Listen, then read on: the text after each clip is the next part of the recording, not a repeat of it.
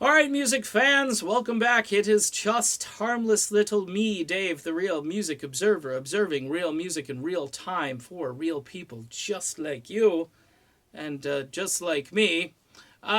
Shifting gears a little bit, I've done a couple of videos on the state of various music genres. I did one about country music a while back. I did one about Christian music.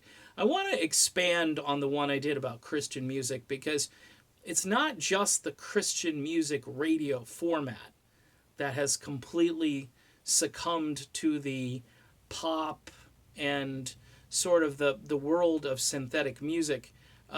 What's truly disturbing is the worship music that is played in churches, which is endlessly repetitive, lyrically very shallow. Now, look, you may think some of these songs, you go on YouTube and you'll find some of these artists, these newer things like Hillsong and various formats in the whole worship thing.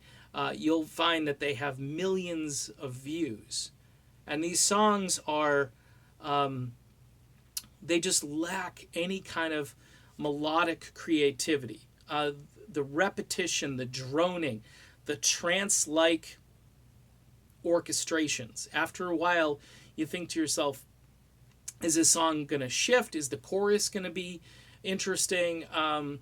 There's a lot of what I call ginned up emotion in these songs where the people themselves, I think, are projecting a kind of sort of ethereal bigness and grandness to these songs more so than the song deserves.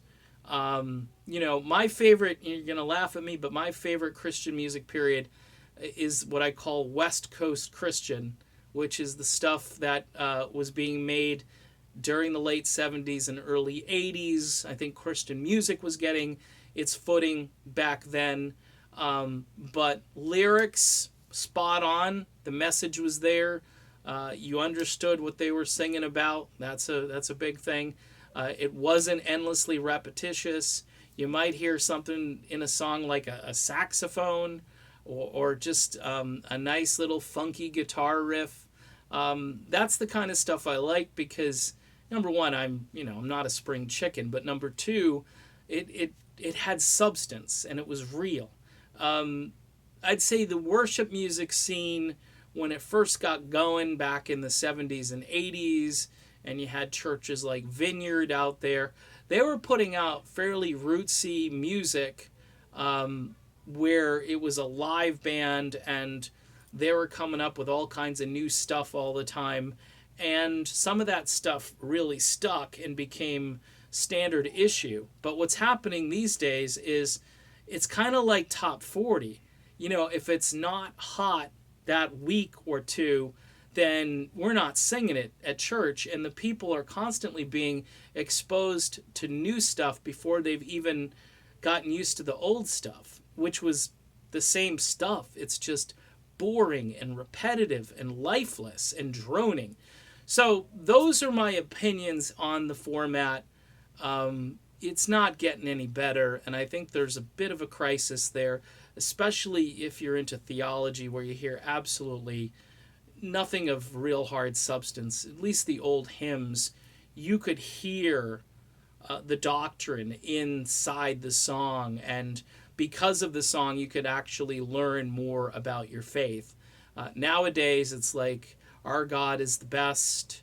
Our God is the best over and over again, and He's the highest, and all of these things that you just keep hearing, and you're saying to yourself, man, I could write. I mean, I could be a writer. I thought to myself, maybe I should get into this and try to write some Christian songs because I think I could knock it out of the park, at least in the sense that I could come up with these cliches fairly easily, folks. It can't be this hard. All right, done with this video. I know it's Sunday and some people might be disturbed by this one, but hey, physical violence in the last video, and now I'm doing damage to Christianity. No, look, it's not about Christianity. It's about the music that is now just taking over the church. Done. See you soon.